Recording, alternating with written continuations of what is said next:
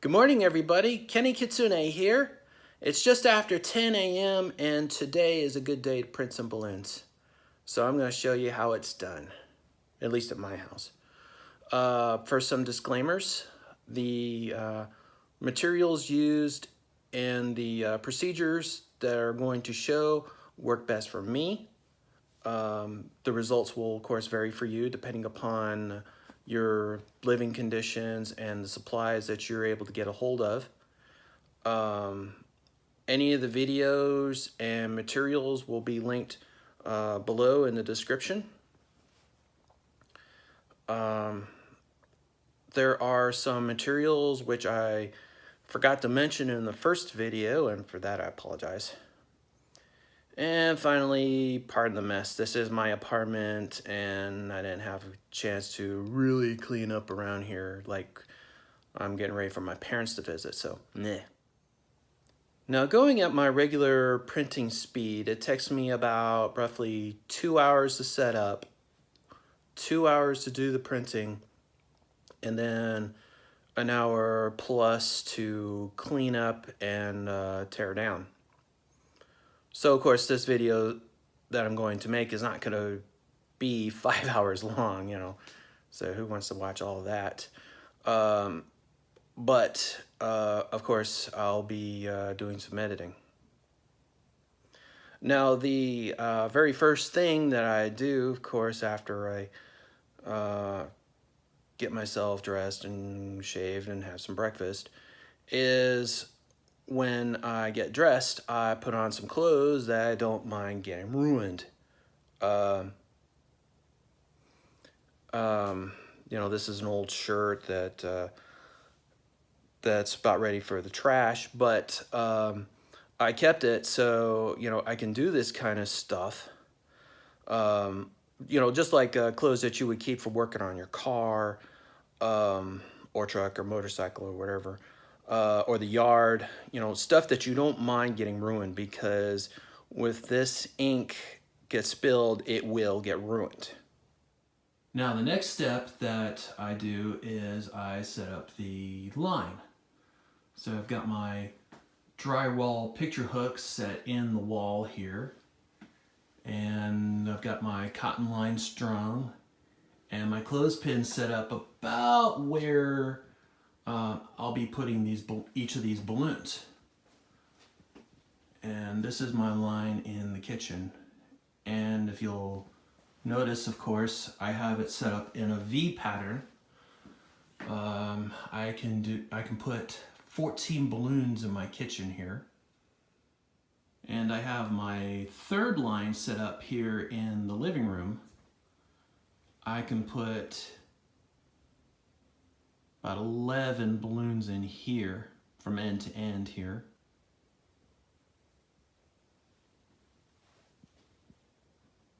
Okay, I've got my table clean. I've got my press set up into position. And I've got a roll of paper towels ready for cleanup. Now, this table that I got is actually used to be the property of the University of Texas, which I bought from a salvage company. This used to be a workstation table, and this particular table has a hole in it, probably for when they put in monitor cables and computer cables and stuff. So I use that for putting a broom handle through so I can put on my paper towels, so it won't be blowing all over the table. Okay, now I've got my screen taped up. As you can see, the tape is covering up all the areas on the bottom of the screen except for the design I want to print. Remember, if you print something and you don't have enough tape on the screen, it's going to put extra ink on your item and it's going to be a failure. Now, if you notice here on the bottom of the screen, I put a little black line. Or actually, it's not so little, it's a big black line. That is the center of the screen. And this is where I will put the neck of the balloon directly under, so that the print is actually square on the balloon rather than lopsided. Now I've got my screen set up on the press. I've got the screen set up centered under the press between the two legs there. So of course when I set the balloon under the press, I'll be setting it between the two legs and then squish the press down on top of it.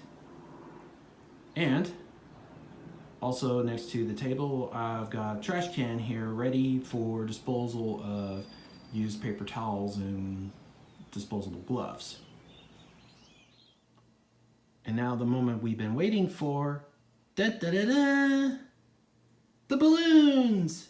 Yay! I've gone through my stash of Qualatex balloons and I've picked out 3 of every color. This will give me roughly 24 balloons to print today.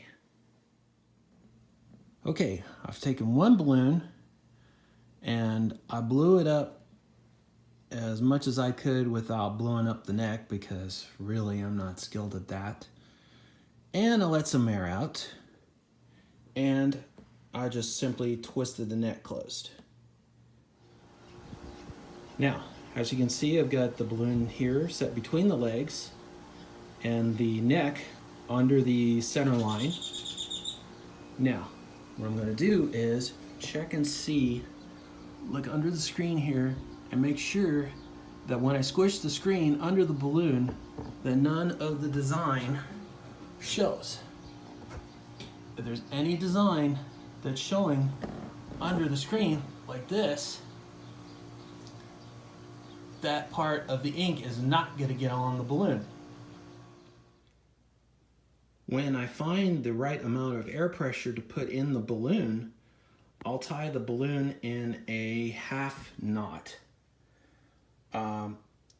This as opposed to, of course, tying it off to a full knot, which can be untied with a lot of difficulty. A half a knot is done easily. Just pull on one of the 2 lips and the balloon should come undone. Now, I do this as opposed to buying a whole bunch of clips. So that may save you some money. If you prefer to use the clips, of course, I'm not opposed to saying don't buy clips, Again, this is what works for me. The half knot helps me get a good grip on the balloon so I can hold it and maneuver it however I need to under the press. And sets up a grip point, which I'll show when I start hanging these balloons out to dry. Oh yes, and previously mentioned here, I have my balloon inflator. This is a raft and pool toy inflator that I got at Kmart several years ago. 110 power and a non-off switch and a hose with 3 adapters for inflation. And this works really well for blowing up balloons pretty quick, but not so quick that they pop as soon as you throw the switch.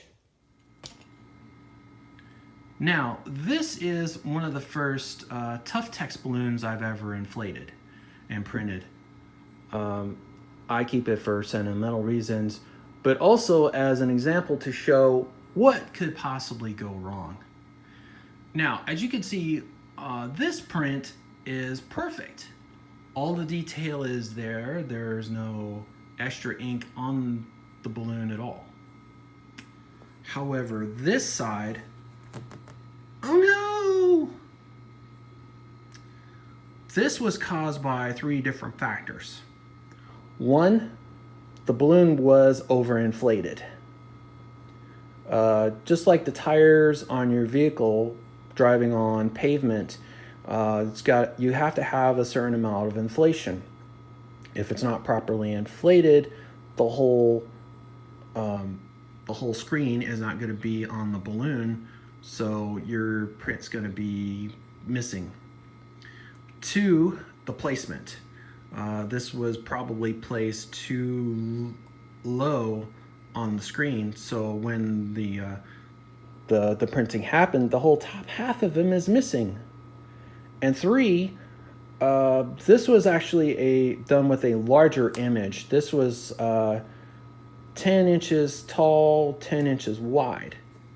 And if the placement wasn't wrong, the print still would have come out wrong.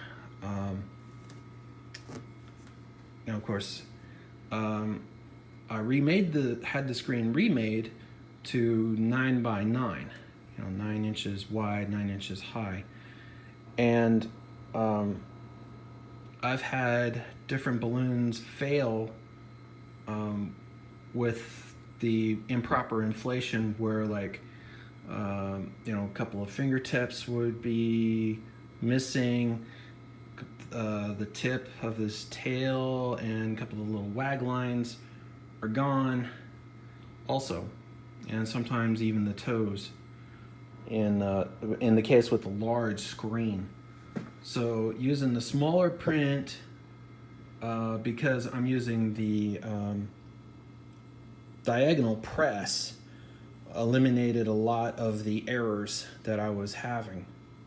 Now, if I had a horizontal press, I could probably use the larger 10-inch screen, and I'd have a bigger print on these balloons. Now, here's that half knot again. So you're wondering, how do you untie these? Well, you look at the 2 lips and see which one still has the neck attached to it. This one.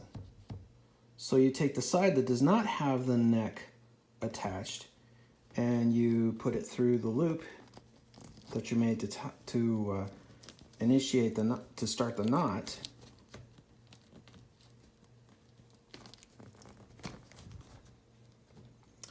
And trust me, folks, this is a little hard to do one-handed. Ah, there we go. And just twist the neck, and there it goes. Now, with the rubber ink, of course, as the balloon deflates, the ink stretches with the balloon, so that even when the balloon is deflated, you still have a nice, beautiful picture on the balloon.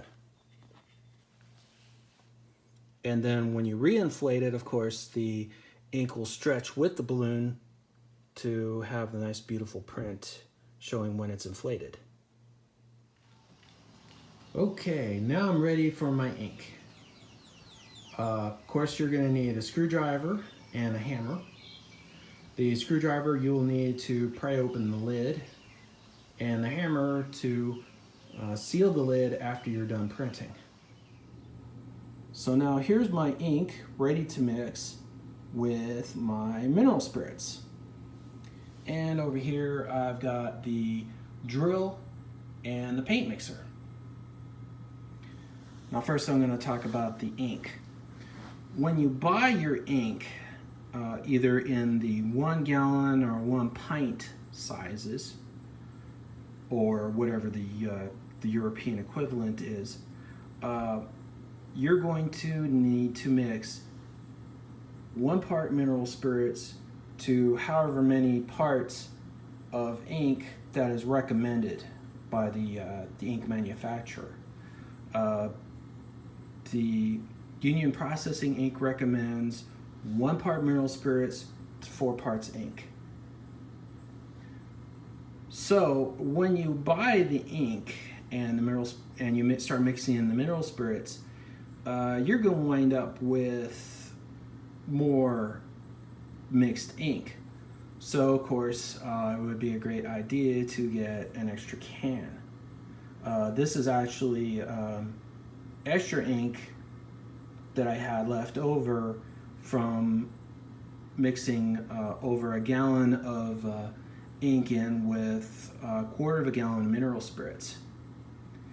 Of course, you want to mix this in with a large bucket with a spigot. That way, when it's done mixing, you can just pour the ink back into the cans and, of course, reseal the full can. Then you have the smaller can ready to go. Now this ink, it's been a few months since I've printed last time, and it may have the mineral spirits may have separated from the ink and evaporated some. So I'm going to take about a splash of mineral spirits and add it to the ink.